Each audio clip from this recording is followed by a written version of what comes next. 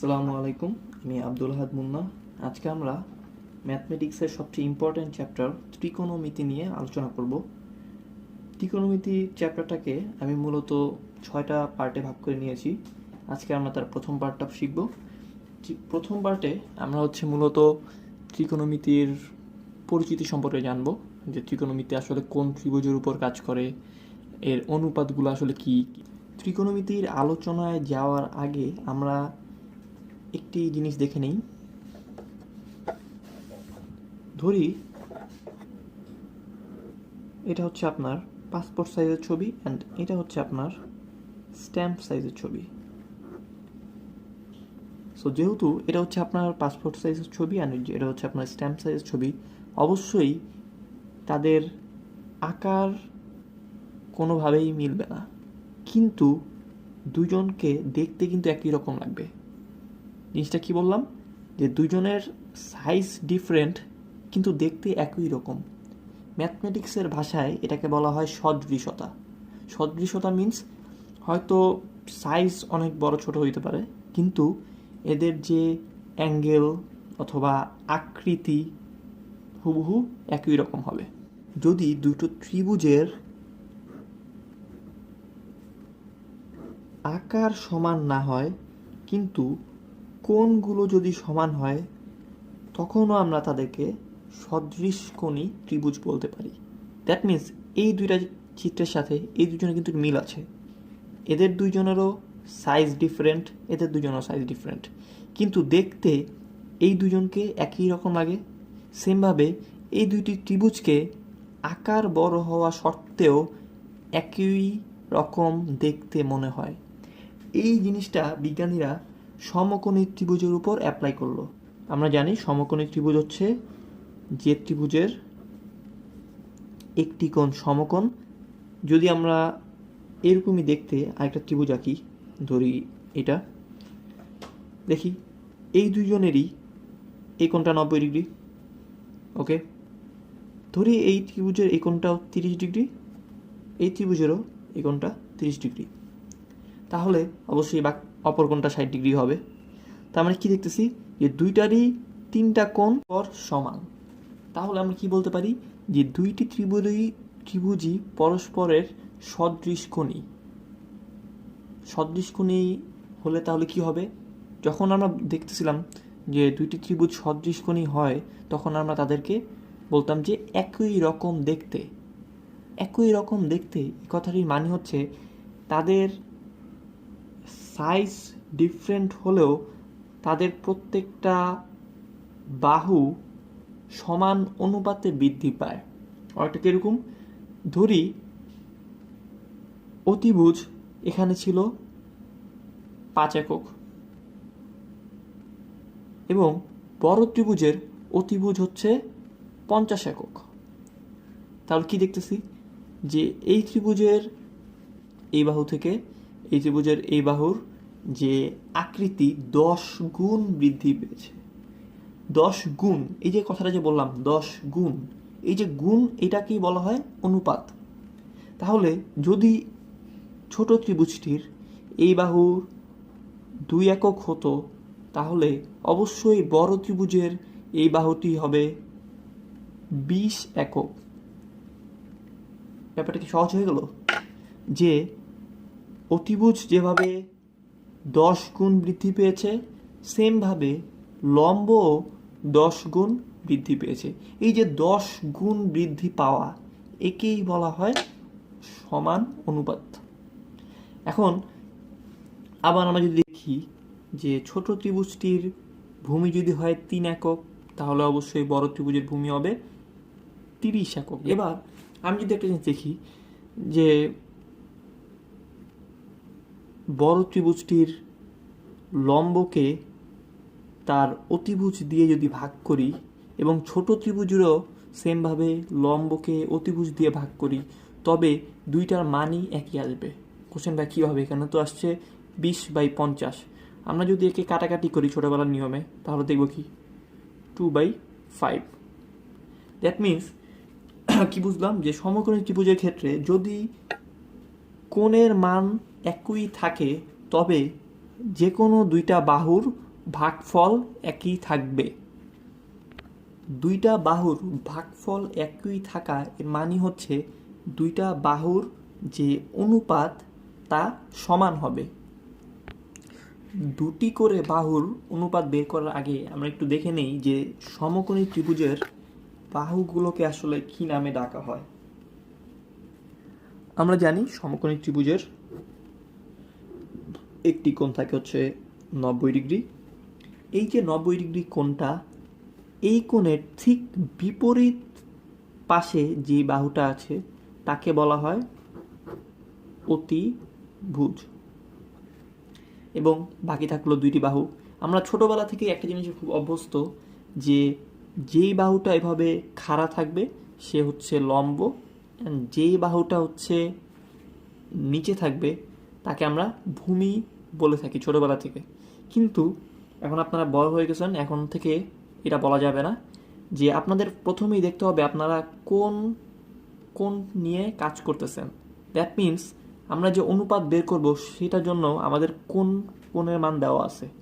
যদি আমরা এই কোণটা নিয়ে কাজ করি তার আগে দেখে নিই আসলে এই কোণটা মানে কি। কোণটা দিয়ে বোঝানো হয়েছে সমকোণী ত্রিভুজে দুইটি সূক্ষ্ম কোণ থাকে। দুটি সূক্ষ্ম কোণ থাকে।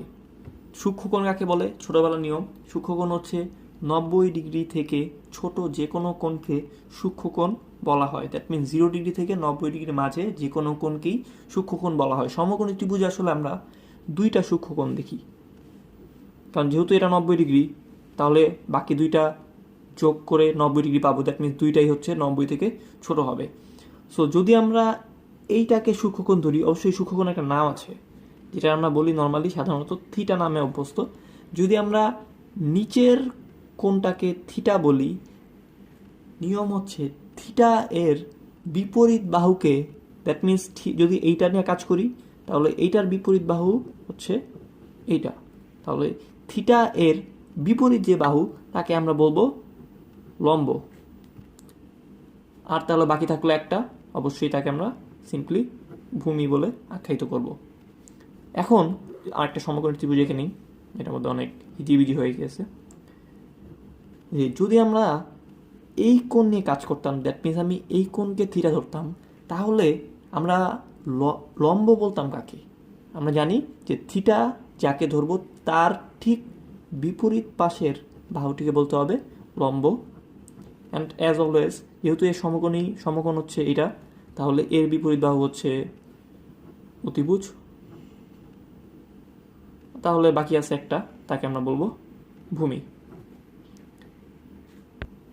এবার আমরা আবার সেই দুই বাহুর মধ্যে যে আমরা অনুপাতের একটি সম্পর্ক তৈরি করছিলাম তার মধ্যে ফেরত যাই। যে এখানে আমরা দেখছিলাম, আচ্ছা প্রথমে আগে দেখি, আমরা ধরছিলাম এই কোণটা হচ্ছে 30 ডিগ্রি, তাহলে আমি যদি 30 ডিগ্রি নিয়ে কাজ করি তখন লম্ব কে হবে 20 বড় ত্রিভুজের জন্য, অ্যান্ড অতিভুজ কে হবে সমকোণের বিপরীত বাহু, দ্যাট মিনস 50।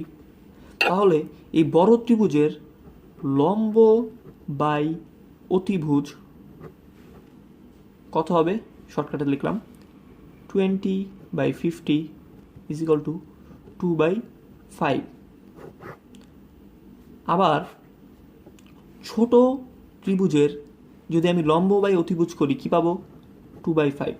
এই ঘটনাটা কখন ঘটতেছে? যখন সমকোণী ত্রিভুজের একটি সূক্ষ্ম কোণ 30 ডিগ্রি হচ্ছে। দ্যাট মিনস 30 ডিগ্রির জন্য আমি যত বড়ই ত্রিভুজ আঁকি, ধরি আমরা আরও বড় একটা ত্রিভুজ আঁকলাম, সমকোণী ত্রিভুজ যার এই কোণটা হচ্ছে 30 ডিগ্রি, দ্যাট মিনস কোণের মান কিন্তু ফিক্সড।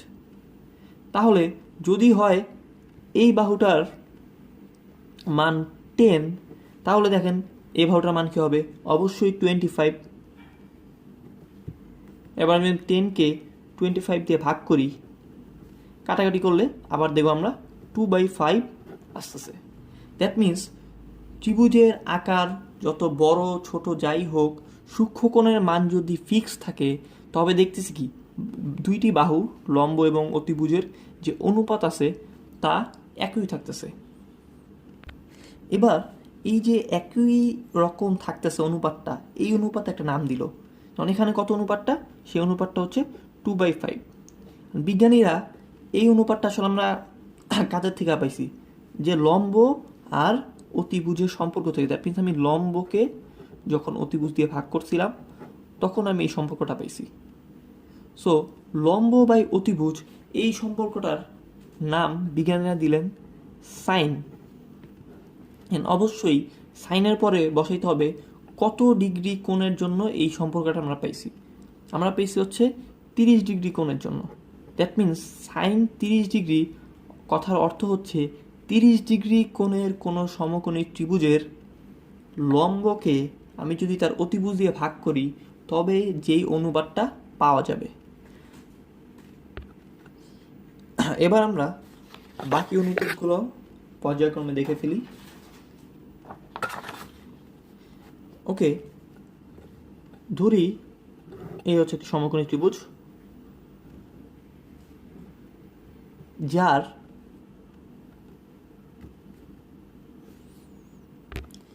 এই বাহুটি হচ্ছে লম্ব, এই বাহুটি হচ্ছে অতিভুজ।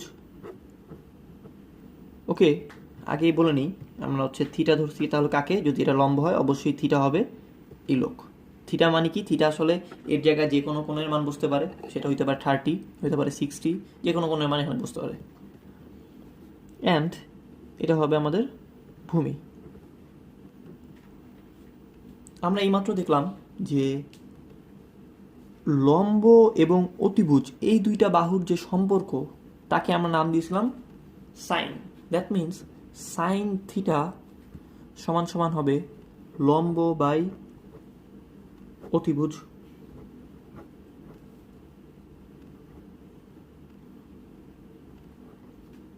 ক্লিয়ার? এবার আমরা কিন্তু চাইলে এভাবে যে কোনো দুটি করে বাহু নিয়ে সম্পর্ক তৈরি করতে পারি। জিনিসটা ঠিক এরকম, যেমন লম্ব বাই অতিভুজ একটু আগে দেখছিলাম অনুপাতটা ছিল 2/5, ফর এক্সাম্পল 2/5।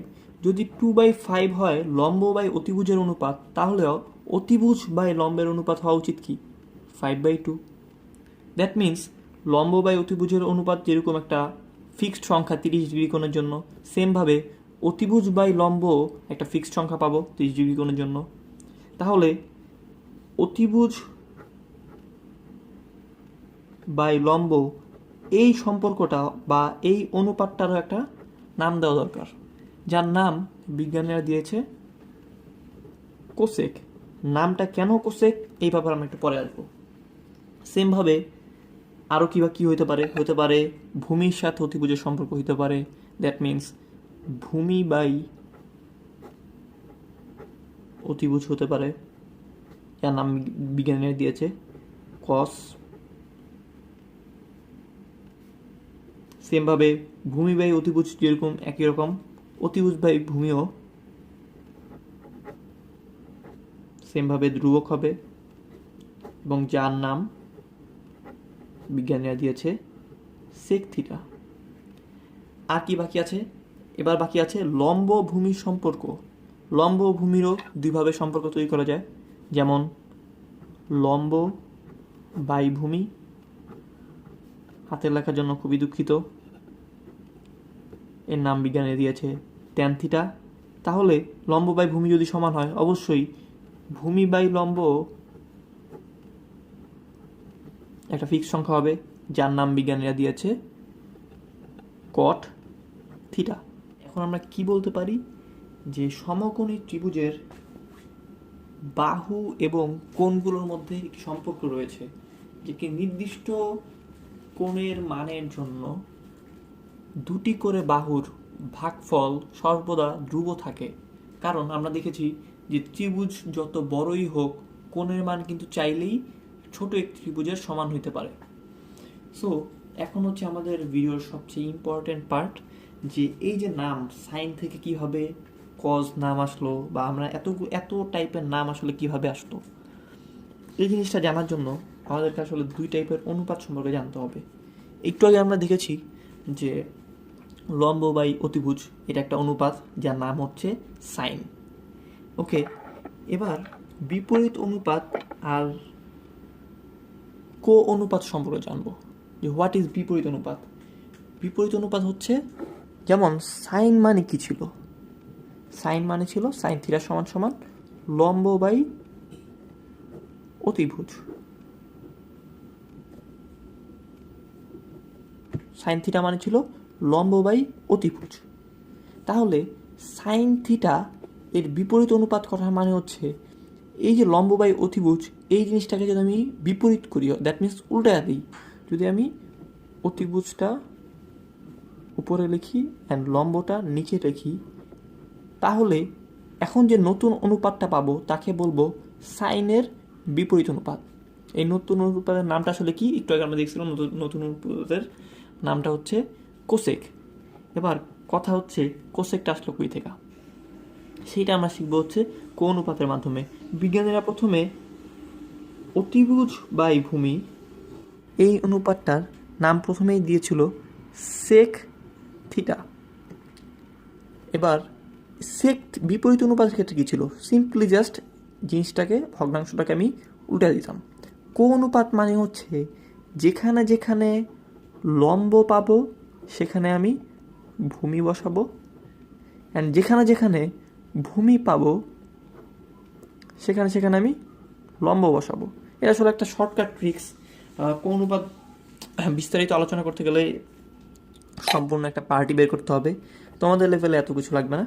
যে আমরা এটুকু শিখি যে কোন অনুপাত মানে হচ্ছে লম্ব যেখানে পাবো সেখানে আমি ভূমি ব্যবহার করব, এবং ভূমি যেখানে পাবো সেখানে আমি লম্ব বসায় দিব। তাহলে সেকের কোন অনুপাত কী হবে দেখি, সেক থিটা ছিল অতিভুজ বাই ভূমি। এবার একটা কাজ করি তো, অতিভুজ বাই ভূমি, এই যে ভূমি পেয়ে গেছি, তাহলে কোন অনুপাত বের করতে হলে সেকের কোন অনুপাত হবে অতিভুজ অতিভুজের মতোই থাকবে, সিম্পলি ভূমির জায়গায় লম্ব বসায় দিব। এবার কো অনুপাত বের করলে যে নতুন অতিভুজ বাই লম্ব একটা সম্পর্ক পাইলাম, এর নাম হবে পূর্বের নামের আগে সিম্পলি জাস্ট একটা কো লাগায় দিব। তাহলে কি আসতেছে, সেক, সেকের আগে একটা কো লাগায় দিলে হবে কোসেক। একটু ভালো মতো দেখি যে সেকের কো অনুপাত কীভাবে বের করলাম, যেখানে যেখানে ভূমি ছিল সেখানে আমি লম্ব বসাইলাম, এবং কো অনুপাতের নামকরণের নিয়ম হচ্ছে যে ওই অনুপাতের আগে একটা সিম্পলি কো লাগায় দিব। এবার একটু দেখি এর কি পাইলাম, অতিভুজ বাই লম্ব। সাইনের যে বিপরীত অনুপাত সেটাও কি অতিভুজ বাই লম্ব, যার নাম আমরা এইমাত্র কো অনুপাতের নিয়ম দিয়ে করে ফেলেছি। তাহলে সাইনের এটাকে আমি সিম্পলি বলতে পারবো সাইনের বিপরীত অনুপাত ওকে কোসেক। তাহলে সাইনের বিপরীত অনুপাত হচ্ছে কোসেক, আর সেকের কো অনুপাত হচ্ছে কোসেক। আমি যদি বলি কোসেকের বিপরীত অনুপাত কি, সেটা তো সাইন নিঃসন্দেহে তোমরা বুঝে গেছো। যেমন হচ্ছে আমি যদি অতিভুজ বাই লম্ব এটা আবার বিপরীত করি, কি আসবে, লম্ব বাই অতিভুজ, দ্যাট মিনস সে কি সাইন। তাহলে কোসেকের কো অনুপাত হবে আবার সেক, কারণ সিম্পলি লম্বের জায়গায় ভূমি বসাইলে আবার সেকই ব্যাক করবে। এবার আসি যে সাইনের কো অনুপাত কী হবে। আমরা জানি একটু আগে দেখছিলাম সাইন সমান সমান, বিজ্ঞানীরা বলে গেছে যে লম্ব বাই অতিভুজের সম্পর্ককে আমরা সাইন অনুপাত বলে থাকি। এবার সাইন, সাইনের ফুল নেম আসলে হচ্ছে SINE। এবার সাইন মানে ছিল লম্ব বাই অতিভুজ, যেখানে যেখানে লম্ব পাবো সেখানে সেখানে ভূমি বসাইতে হবে। তাহলে সিম্পলি ভূমি বসাইলে হয়ে যাবে ভূমি বাই অতিভুজ। তাহলে এবার একটু দেখি যে সাইন ছিল লম্ব বাই অতিভুজ, এবং তাকে আমি যদি লম্বর জায়গায় ভূমি বসাই পাবো কি ভূমি বাই অতিভুজ। দ্যাট মিনস কী করলাম, সাইনের অনুপাতটার কো অনুপাত বের করলাম। এর আমরা জানি কো অনুপাত বের করলে সিম্পলি জাস্ট আগের যে নাম ছিল তার আগে একটা কো লাগা দিতে হবে। দ্যাট মিনস সাইনের আগে একটা কো লাগা দিলে হবে কোসাইন। আসলে এখান থেকেই কিন্তু আসলে কজ আসছে। দেখি আমরা জানি কিন্তু ত্রিকোণমিতি যেমন সাইনের ফুল নেম কি SINE, দ্যাট মিনস 4 অক্ষরের একটা ওয়ার্ড। ত্রিকোণমিতিতে মূলত হচ্ছে প্রতিটা অনুপাতের নামই প্রথম 3টা অক্ষর নিয়ে লেখা হয়, সেই কারণে সাইনের নাম হচ্ছে SIN। সেকের ফুল নেম হচ্ছে সেকেন্ড। সেমভাবে কোসেকের ফুল নেম হবে কি কোসেকেন্ড। সেকেন্ডের ক্ষেত্রে প্রথম 3টা অক্ষর হচ্ছে সেক, সমস্যা নাই। সাইনের ক্ষেত্রেও প্রথম 3টা অক্ষর হচ্ছে সাইন। কোসেক আর কোসাইন দুইজনেরই কিন্তু প্রথম 3 অক্ষর যদি আমি নেই তাহলে দেখবো যে দুজনের নামে আস্তে আস্তে কস। এই কারণে বিজ্ঞানীরা কজের ক্ষেত্রে 2টা অক্ষর নিল, কিন্তু কোসেকের ক্ষেত্রে 5টা অক্ষরই নিল। এই কারণেই কোসাইনের ঠিক নাম হয়ে গেল কজ, এমন কোসেকেন্টের নাম কোসেক ই থাকলো। এর ফুল নেম হচ্ছে SECANT। তাহলে কোসেকেন্ট কী হবে? সিম্পলি জাস্ট আগে একটা কো লাগাই দিতে হবে। বাকি দুইটা অনুপাত কি হবে? যেমন আর কি বাকি ছিল, যে লম্ব বাই ভূমি, লম্ব বাই ভূমি, একে বিজ্ঞানীরা নাম দিয়েছিল হচ্ছে ট্যান, এবং ট্যানের ফুল নেম হচ্ছে ট্যানজেন্ট। তাহলে এর কো অনুপাত কথাটার মানে কিন্তু হচ্ছে যেখানে যেখানে লম্ব পাবো সেখানে সেখানে ভূমি বসাবো, অ্যান্ড যেখানে যেখানে ভূমি পাবো সেখানে সেখানে লম্ব বসাবো। তার মানে ছিল লম্ব, তার জায়গায় বসাইতে হবে ভূমি, অ্যান্ড নিচে ছিল ভূমি, তার জায়গায় আমরা বসাবো হচ্ছে লম্ব। তাহলে একটু দেখি, ছিল লম্ব বাই ভূমি, আমরা যদি ভূমির জায়গায় লম্ব বসাই অ্যান্ড লম্বর জায়গায় ভূমি বসাই, তাহলে তা হয়ে যাবে ভূমি বাই লম্ব। এটা আমরা কি তৈরি করলাম? কো অনুপাত তৈরি করলাম। হ্যাঁ, আমরা জানি কো অনুপাত তৈরি করলে তার নাম দিতে হবে পূর্বে যে নাম ছিল তার আগে সিম্পলি জাস্ট একটা কো লাগাই দিতে হবে। তাহলে ট্যানজেন্টের আগে যদি আমরা একটা কো লাগাই দিই হয়ে যাবে কো ট্যানজেন্ট। অ্যান্ড সিম্পলি আগের মতোই আমরা জানি ত্রিকোণমিতির নামকরণের ক্ষেত্রে প্রথম 3টা অক্ষর নিয়ে কাজ করা লাগে। সো এটার নাম হয়ে যাবে ট্যান, নিচেরটার নাম হয়ে যাবে কট। ওকে, সো এই গেল আমাদের কো অনুপাতের ধারণা। এবার আমি যদি একটু বিপরীত অনুপাতের দিকে দেখি, আমরা কো অনুপাত থেকে দেখছিলাম যে সেক, সেক মানে ছিল হচ্ছে অতিভুজ বাই ভূমি, অ্যান্ড এইটার বিপরীত অনুপাত বের করার কথাটি মানে হচ্ছে সিম্পলি এই ভগ্নাংশটাকে আমার উল্টে দিতে হবে। তাহলে আমি কি বসাবো, যে ভূমি বাই অতিভুজ। অ্যান্ড আমরা কোন অনুপাতের আলোচনায় দেখছিলাম যে ভূমি বাই অতিভুজ এর নাম হচ্ছে কস।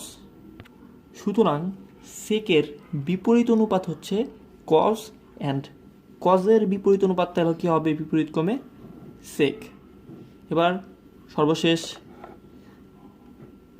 আমরা দেখছিলাম ট্যান থিটা সমান সমান লম্ব বাই ভূমি। তাহলে এর বিপরীত অনুপাত হবে সিম্পলি জাস্ট ভগ্নাংশটাকে আমি উল্টে দিলে ভূমি বাই লম্ব, এবং এর নাম আমরা দেখছিলাম কো অনুপাতের আলোচনা থেকে যে ভূমি বাই লম্ব, এই কথাটি মানে হচ্ছে কট থিটা। এবার একটু যদি আমরা খেয়াল করি দেখব হচ্ছে ট্যান এবং কটের বিপরীত অনুপাত, যেমন ট্যানের বিপরীত অনুপাতকে কট, আবার ট্যানের কো অনুপাতকে সেটাও কিন্তু কট। অর্থাৎ ট্যানের বিপরীত অনুপাত কো অনুপাত দুইটাইকে কট, কিন্তু সাইনের বিপরীত অনুপাত হচ্ছে কোসেক, কিন্তু সাইনের কো অনুপাতকে কস। আবার কজের বিপরীত অনুপাত হচ্ছে সেক, কিন্তু কজের কো অনুপাত হচ্ছে সাইন। যদি সিম্পলিফাই করি, যে বিপরীত অনুপাত হচ্ছে সিম্পলি জাস্ট ভগ্নাংশটাকে উল্টায় দিলে যা পাবো তাই হচ্ছে তার বিপরীত অনুপাত, এবং কো অনুপাত হচ্ছে যেখানে যেখানে লম্ব পাবো সেখানে সেখানে আমরা ভূমি বসায় দিব, অ্যান্ড যেখানে যেখানে ভূমি পাবো সেখানে লম্ব বসায় দেবো, এবং নামের আগে যেটা কো না থাকে তাহলে কো লাগায় নিব, আর যদি কো থাকে সিম্পলি জাস্ট কোটাকে সরায় ফেলবো।